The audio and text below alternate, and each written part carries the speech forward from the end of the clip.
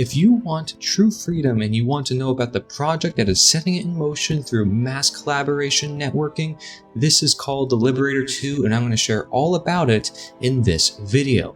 For context upon my intent as a video creator, as somebody who cares about freedom myself, I want to share with you how you can get more involved, but not just that, what this whole project is about, because I have other videos already talking about all the features of the Liberator 2, and I also have other videos talking about how to send an article, how to send your content, how I'll turn it into a video. So be sure to check that all out because it's all very, very important. That's how you get involved. And if you have common questions, I did an unscripted announcement video and then I have an official announcement video.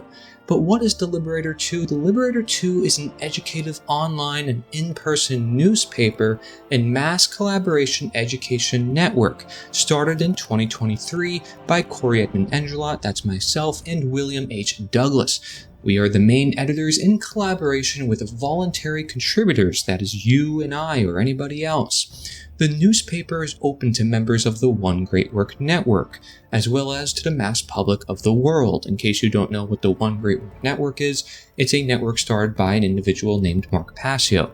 You may consider him a modern abolitionist. He teaches a subject called natural law and helps people realize what freedom is and its requirement, morality, which is the same thing the abolitionist in the 19th century also recognized, which is what we're also bringing back to light, because a lot of people in today's political world, news world, health world, they don't realize how important morality is toward their goals, whether it be health or freedom or truth. So these are all important, and these are all also correlated to one and the same. If you're not telling the truth about health, you're going to end up unhealthy. If you're not telling the truth about people and how they should be free, they're going to be enslaved. If you're not teaching people how to be free, they're going to remain enslaved. So this is very, very important. The purpose of this whole project and the newspaper is not to provide merely symptom-based short-term news, but to provide education and insight into the universal world of nature. The focus of the newspaper is to end slavery, continuing the efforts of the Liberator newspaper, founded in 1831, lasting until 1865 by William Lloyd Garrison. This is somebody who was known as a radical at his time for wanting to end slavery. Gosh, what a radical position for something now everybody recognizes as wrong. We should not enslave one another. Everybody now understands this, but back then that was a view that, the media, the mainstream media would blame him on, saying, oh, look at him, he's causing all this violence in the world. Meanwhile, the guy is saying, no, you just love your fellow man like yourself. Come on. It's the golden rule. It's been shared in every tradition. Why aren't you upholding that, right? So as stated numerous times within the writings of Garrison and his colleagues, chattel slavery had to be ended due to morality, and this same morality overrides all human authority. This public-friendly newspaper is meant to spark question in regards to morality in relation to authority, to end slavery in all forms, not limited to simply chattel slavery. Okay, and so as modern abolitionists, I call myself an abolitionist, we practice voluntaryism. Okay, we look for teachers and guides, and you can write with us, you can be a fellow teacher and guide, I recommend you do, rather than ruling over, saying this is how things must be done, imposing our will on others like people do in politics. We're going to guide, we're going to teach, we're going to show and be the example and be the change that we want to see in the world. In case you don't know what voluntaryism is or abolitionism, check out our video talking about that. Now, what is the problem with the current mainstream press? Why am I creating this Liberator 2 project? Does that mean there's some problems currently existent within the news press and there's people not educating others? What is the problem? Well, this is a quote from the Liberator newspaper from the 1800s. Quote, "The American press is to a fearful extent in the hands of a cowardly, mercenary, and unprincipled class of men who have no regard for truth in dealing with what is unpopular, who cater to the lowest passions of the multitude and caricature every movement aiming at the overthrow of established wrong, who are destitute of all fairness and controversy as they are lacking in self-respect, and whose columns are closed against any reply that may be proffered to their libellous accusations. It is true, these men represent the prevailing public sentiment, either in the locality in which they reside or in the country at large, but fearfully demoralized as that sentiment is, in many particulars, they aim to make it still more corrupt, rather than to change it for the better. They not only publish all the lies they can pick up, in opposition to the struggling cause of humanity, but they busy themselves in coining lies, which they audaciously present to their credulous readers as reliable truths. There is no end to their deception and to tergiversation.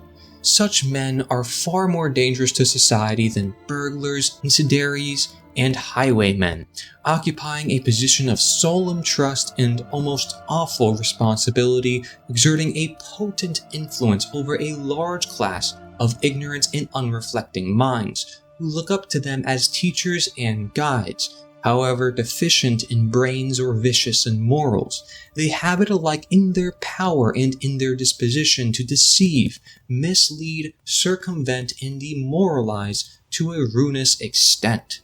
Each of them is a local authority, and of their many readers, comparatively few think of questioning the authenticity of what is laid before them, from day to day or from week to week. In what part of the country, in what town or village, can an anti-slavery meeting be held of an uncompromising character even after a struggle of 25 years without being basely misrepresented by the press or treated with silent contempt? Yes, for a quarter of a century, abolitionism, the denial of the right to make man the property of man, has been lampooned, anathematized, vilified, unceasingly and universally by the journals of the day, both religious and secular. Its advocates have been held up as crazy fanatics and wild disorganizers, and its meetings represented as unworthy of countenance by sane and decent men. We feel competent thus to arraign the American press generally, first because we have been familiar with its course for the last 40 years, and second because we have the consciousness of publishing a free, independent, impartial journal in the columns of which all sides have ever been allowed a fair hearing, and which seeks to make known the truth, the whole truth, and nothing but the truth, at whatever cost or hazard. How such a paper advocating the noblest cause that can engage the attention of man in giving auxiliary support to other great reformatory movements is appreciated and sustained is seen in its petty subscription list, in its limited circulation, and the covert and open effort everywhere made for its suppression. In how other papers which espouse the side of the oppressor make falsehood and Jesuitism their stock in trade and resist every attempt to reform society by removing old abuses are encouraged and upheld may be seen in the wide circulation and richly remunerative income of Bennett's Herald, the New York Observer, the Journal of Commerce, and many others of the similar stamp. What does all this indicate as to the state of the country? What a massive quote from the Liberator newspaper in the 1800s.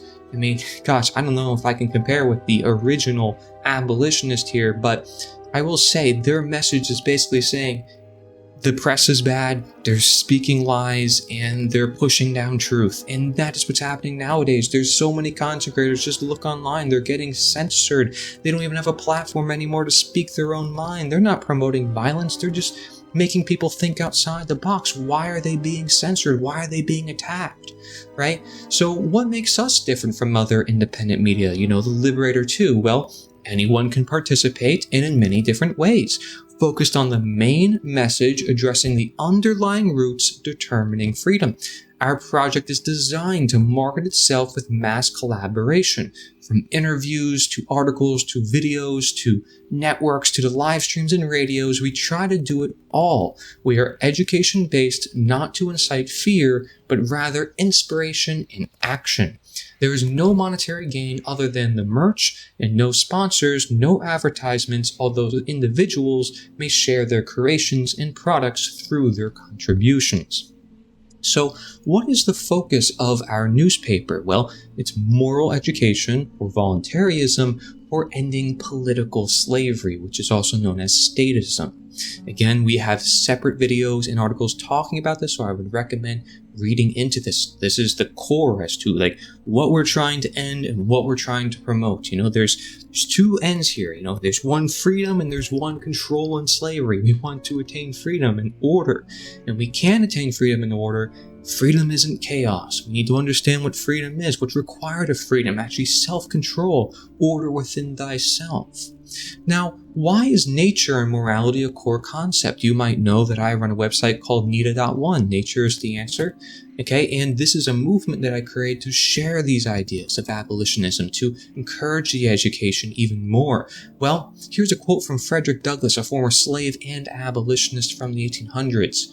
He says, "The morality of the act I dispose of as follows. I am myself, you are yourself. We are two distinct persons, equal persons. What you are, I am. You are a man, and so am I. God created both and made us separate beings. I am not by nature bound to you or you to me. Nature does not make your existence depend upon me or mine to depend upon yours. I cannot walk upon your legs or you upon mine. I cannot breathe for you or you for me. I must breathe for myself and you for yourself. We are distinct persons and are each equally provided with faculties necessary to our individual existence. In leaving you, I took nothing but what belonged to me and in no way lessened your means for attaining an honest living. Your faculties remained yours, and mine became useful to their rightful owner. I therefore see no wrong in any part of the transaction." What he's basically saying here is live and let live. Let people live their own lives. That is what freedom is, right? Is being able to live your life as you so choose, so long as you do not harm others and affect their freedoms, right? So this is the golden rule. It's reciprocal. So why does our abolitionism challenge the government? Because if there was abolitionism in the past and it challenged chattel slavery, and now we're challenging the state and political slavery, why are we doing that? Well, here's a quote from Josiah Warren, an abolitionist from the 1800s. He says, "Theorists have long told us that laws and governments are made for the security of person and property, but it must be evident to most minds that they never have and never will accomplish this professed object. Although they have had the world at their control for thousands of years, they have brought it to a worse condition than that in which they found it, in spite of immense improvements in mechanism, division of labor, and other elements of civilization to aid them. On the contrary, under the plausible pretext of securing person and property, they have spread wholesale destruction, famine, and wretchedness in every frightful form over all parts of the earth where peace and security might otherwise have prevailed. They have shed more blood, committed more murders, tortures, and other frightful crimes in the struggles against each other for the privilege of governing than society ever would or could have suffered in the total absence of all governments whatever. It is impossible for anyone who can read the history of governments and the operations of laws to feel secure in person or property under any form of government or any code of laws whatever. They invade the private household, they impertinently meddle with, and in their blind and besotted wantonness presume to regulate the most sacred individual feelings. No feelings of security, no happiness can exist under such circumstances." What a powerful quote, debunking one of the most common claims by people who say, no, the government is here to protect rights, protect assets, protect property, but when in history has it ever done so? So you might also see there's a common flag that is used in the Liberator.us and even on Nita.1, and it says no union with slavery. Well, this flag is an unknown abolitionist flag from 1860.